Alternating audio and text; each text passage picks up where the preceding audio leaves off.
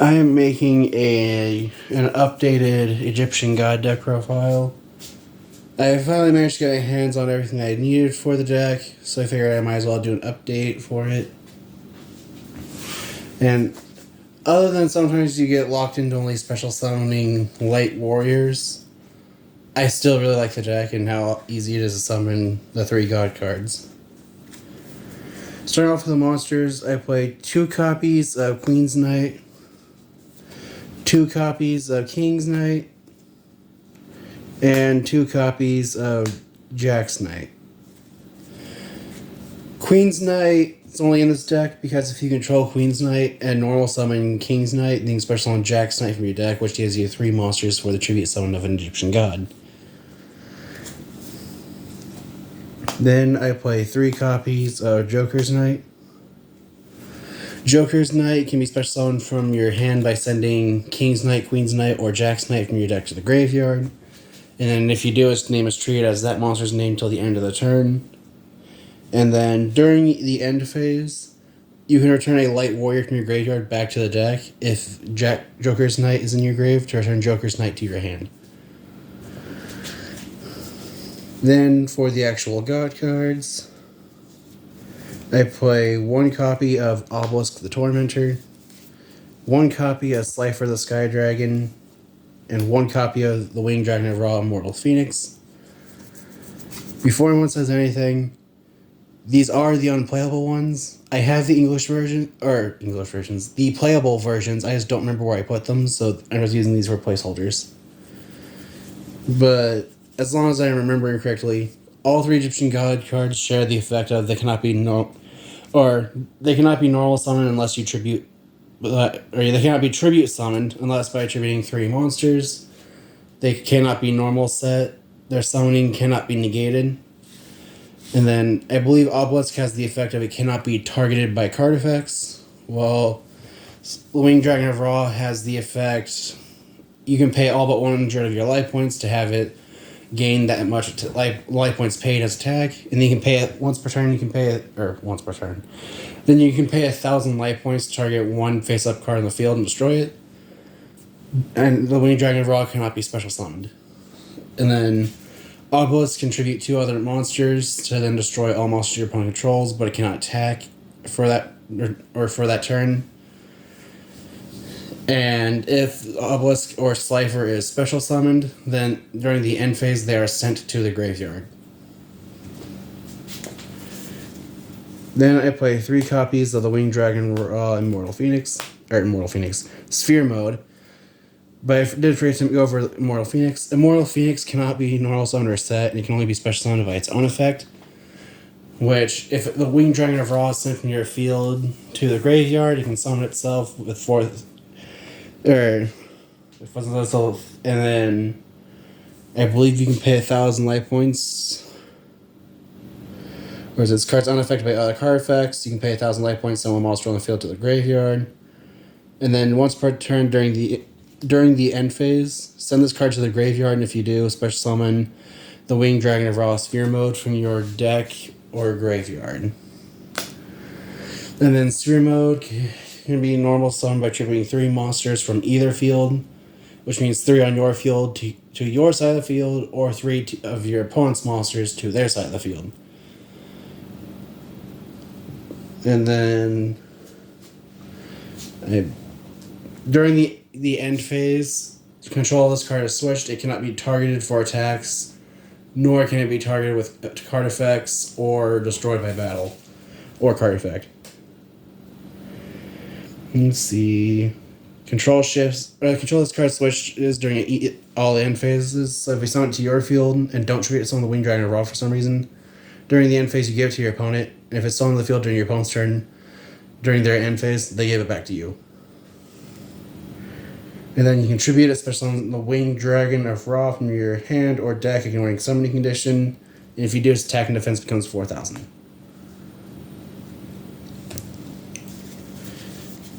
Then I play 3 copies of Slifer the Sky Dragon. Slifer is arguably the best of the Egyptian gods in this deck, although the Winged Dragon of Ra is my favorite personally. But Slifer has the effect, or same shared effect as the other two, but has the effect of your opponent summons a monster in attack position. That monster loses 2,000 attack, and if its attack points are reduced to 0, it's destroyed. The only way around this, though, is if a monster is flipped summoned, so if it's flipped face down, or if it's face down, flipped face up. Because I think that gets around it. Let's see, where is it? Wait. So yeah, if a monster is flipped face up, it won't be affected. Slifer's effect only affects monsters that are normal summoned or special summoned in attack position. But that is it for the monsters. Moving on to the spells. I play 1 copy of Monster Reborn. I figured since the Egyptian God deck, it had to be the Lost Art. 1 copy of Double or Nothing for Utopia plays. 1 copy of the True Sun God. This card lets you, or when activated, lets you add the Winged Dragon of Ra or a monster that mentions it from your deck to your hand. So you can use this to search for Sphere Mode, search the Winged Dragon of Ra, although I'd usually search Sphere Mode. But it also has the effect of you can activate its effect to send a Winged Dragon of Ra Immortal Phoenix from your deck to the graveyard. And then you can send the Winged Dragon of Ra you control to the grave. I believe you also send this card. Let's see. You send this, or during your main phase, you can send this card to the field. Wait, this card or...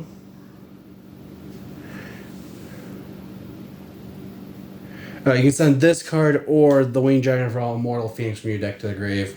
So then send the Winged Dragon, and then send the Winged Dragon of Ra.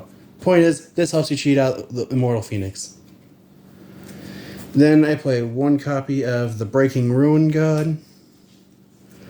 This card, I actually really like this card, although I have yet to actually use it. But the activation, also another thing these two share is that the activation of the card and their effects cannot be negated. But it has the effect of, when it's activating, special summon Obelisk Tormentor from your hand or graveyard, and if you do, it's unaffected by opponent's card effects this turn. And then, if you tribute 2 or more monsters you control at the same time to activate your card effect, while you control Obelisk the Tormentor, you can banish this card from your graveyard to then banish all monsters in your opponent's graveyard, and if you do, burn them for 500 for each monster. I like this card for time, but also the fact that if your opponent's playing a deck that isn't Sky Striker, this will really hurt them. Which, even if it's Sky Striker, this will banish all their arrays from the grave, which I guess would still hurt them. In case you can't tell, I don't like Sky Striker. Then I play 2 copies of Thunder Force Attack, 1 copy of Blaze Cannon, and 1 copy of Fist of Fate. Thunder Force Attack has the effect of you can only activate if you control Slife of the Sky Dragon, but if you control Slife of the Sky Dragon, then it destroys all face-up monsters your opponent controls. And if it was activated during your main phase, you can then draw cards equal to the number of monsters destroyed. And then Fist of Fate has the effect of, if you control Obelisk the Tormentor, you can negate the effects of 1 monster your opponent controls and then send that monster to the graveyard. So this helps get rid of or around monsters that have the effect of cannot be targeted or destroyed by card effects. And then if it was activated during your main phase, then you can destroy all spells and traps your opponent controls as well. And then Blaze Cannon, you can only be activated while you control the Winged Dragon of Ra. And for some reason, it's always treated as a Blaze Accelerator. But you can have it so that 1 Winged Dragon of Ra you control gains the following effects till the end of the turn. And the card's activation and effects cannot be negated. But it has the effect of this card is unaffected by your opponent's card effects. When it declares an attack, you contribute any number of other monsters that did not declare an attack this turn. To have this card gain the attack equal to the attributed monster's combined original attack till the end of this turn. And then after damage calculation, if this card attacked, you can send all monsters your opponent controls to the graveyard. I just like it because it gives the Winged Dragon Raw a bit more power, while also, if you tribute 2 or more monsters while also having Obelisk in play, then you can technically use the Breaking Ruin God without having to even use Obelisk's effect.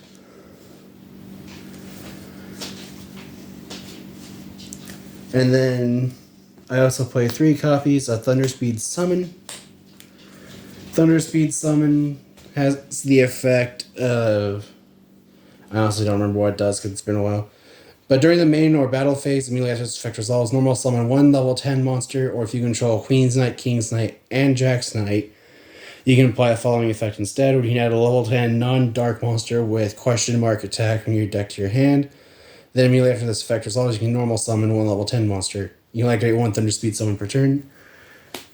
So, if you see this card with one of the 3 copies of Joker's Straight, then that's pretty much a guaranteed Slifer. Or Raw, technically.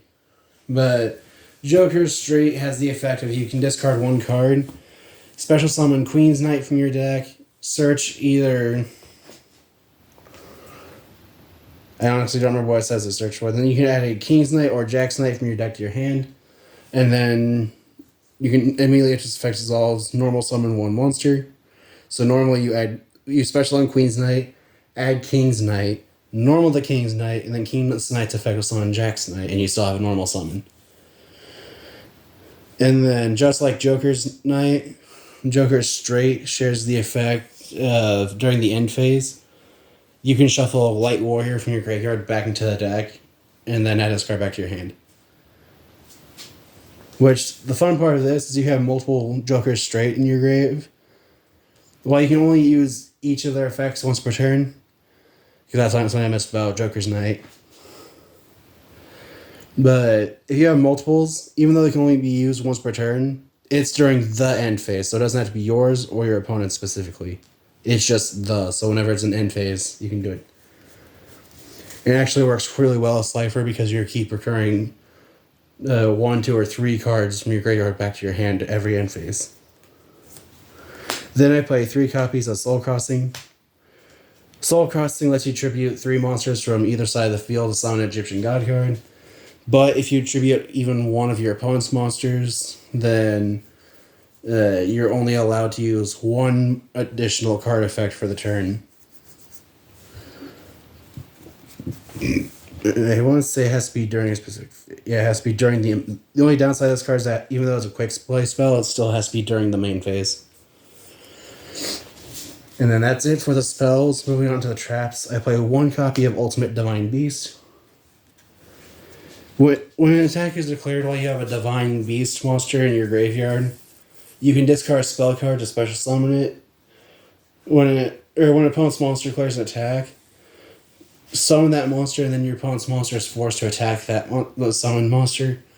So if you have an Obelisk in your grave, you can discard a spell, like Joker's Straight, summon Obelisk back to the field in defense, and then your opponent's to actually attack a 4,000 defense monster.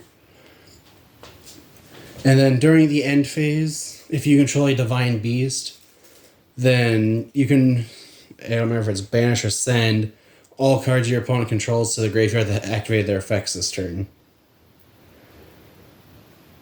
Let's see. Okay, you destroy all cards in your opponent's field to activate their effects that turn. Then I play 3 copies of Joker's Wild. This is the 3rd card that can recycle itself from the graveyard during the end phase by shuffling back a warrior. But you can only activate 1 Joker's Wild per turn. Notice that it's not an effect, you can only activate the 1 wild. But Joker's Wild lets you send a spell card from your deck to the grave that mentions King's Knight, Queen's Knight, and Jack's Knight, and then copy its effect. So you can activate this card's effect, send Joker straight to the grave, discard a card. Usually I would discard something like Joker's Knight, summon all 3 knights, and then summon an Egyptian God card, and then shuffle the 3 knights back into the deck, to then return Joker's Wild, Joker's Straight, and Joker's Knight back to my hand. And to finish off the traps, I play 3 copies of the Revived Sky God. I play this card because I really think it's actually very dumb. But Revived Sky God has the effect of you can activate a special summon a Slife for the Sky Dragon from your graveyard, and then each player draws so they're holding 6 cards. And then it also has the grave effect that you can banish it to then return Monster Reborn from your graveyard and put it at the top of your deck. And you can only use each effect of the Revived Sky God once per turn. And just like the Breaking Ruin God and the True Sun God, this card's activation and its effects cannot be negated. But that is it for the main deck. The only thing I forgot to mention is that Joker's Straight does have an effect that locks you out of things. Let's see, where is it? Well, okay, it locks you into Light Warriors from your extra deck. So the entire extra deck for this deck is Light Warriors, so that restriction doesn't actually matter. But starting off with the monsters, I play 1 copy of Starliege Paladynamo. This just requires 2 light monsters, or 2 level 4 light monsters. You can detach, I believe it's 1 material. Alright, you can detach 2 materials from this card, so that you can then target 1 face-up monster opponent controls, change attack to 0, and if you do, negate its effects. And then if it is destroyed by battle, I believe? Okay, my bad. If it's destroyed by an opponent's card, then you get to draw 1 card. It's just in here because it's a generic level 4 Light Warrior. Then I play 2 copies of Heroic Champion Excalibur. I'm currently proxying for Excalibur because I can't find my Excaliburs. But Excalibur has the effect of once per turn you can detach 2 materials from it to then have its attack become double its original until the end of your opponent's next end phase. Which, that's pretty much it. Like, they're just in here because they're generic level 4 monsters just requiring 2 level 4 warriors. I guess I shouldn't say they're generic. They're generic in this deck because the only monsters you make them with are warriors. And then I do play 1 copy of number 10 Illuminite. This is just because I couldn't think of another decent-ish light warrior Xyz monster that's rank 4. Illuminite has the effect you can use a material, discard a card, and then draw a card. That's it. The only downside of number 10 Illuminite is that it does require 3 level 4s instead of 4 or 2 level 4s. Oh, that's something I did just think of. If you don't play Illuminite, you could play something like Stellar Pleiades since it is a light warrior. You would just have to use Jack's Knight, either 2 Jack's Knight or Jack's Knight and Joker's Knight. Then I play 3 copies of number 39 Utopia. This is going to be most of the extra deck because Utopia has a lot of support and therefore a lot of light warrior support. Utopia doesn't really matter since you're either going to be using it for Utopia Double or 2 Utopia Rays. Utopia Double, when summoned, lets you add double or nothing from your deck to your hand, which I realized I forgot to talk about. Double or nothing just says if a monster's attack is negated, you can double its attack and give it the ability to attack again. But Utopia Double's effect also lets you detach material, summon a number 39 Utopia on top of it, and then that Utopia's attack once it's doubled. So this just lets you get 10,000 attack Utopia for no reason. And the Utopia Rays in this deck are only in here for a stepping ladder or a stepstone towards Utopia the Lightning, so with 4 materials. Utopia the Lightning has the effect of when you attack, your opponent cannot use cards or effects. And then if it battles a monster, you can detach 2 materials from it during the damage step. So then have its attack points be double or become double its original until the end of the damage step. Which is 5,000, so I find that pretty decent. Then I play 1 copy of number 93 Utopia Kaiser. Utopia Kaiser I kind of also just threw in because I couldn't think of anything better to put in. But Utopia Kaiser can be summoned just by using 2 number Xyz monsters with the same rank that have material. And then once per turn, you can special summon a rank 9 or lower number monster with 3,000 or less attack that have different ranks from each other from your extra deck. up to the number of all materials with different names attached to this card. But their effects are negated, then detach one material from this card. For rest of this turn, unless this effect was negated, you cannot special summon any. You cannot special summon, and any damage dealt to your opponent becomes halved. While you control another number, monster's card cannot be destroyed by battle or card effect. This is probably going to come out for Constellar Pleiades. I honestly didn't read the card before I threw it in. I saw, oh hey, Utopia, that's going to be useful. Anyway, I would take this and either this or Luminite, if not both, for Constellar Pleiades. Then I play one copy Utopic Future, so I can play Draco Future. This just can't be destroyed by by battle or card effects. If your opponent activates a monster effect, you can detach material, negate, and then steal it. Anyway, that is it for my Egyptian God deck profile. I literally don't use the extra deck very often, but when I do, it's usually Utopia and Utopia Double. But that is it for the deck profile. If you have any ideas what I can do to improve the deck, any ideas of decks you'd like to see be made, or decks you'd like to see face each other, feel free to comment down below. Thanks for watching.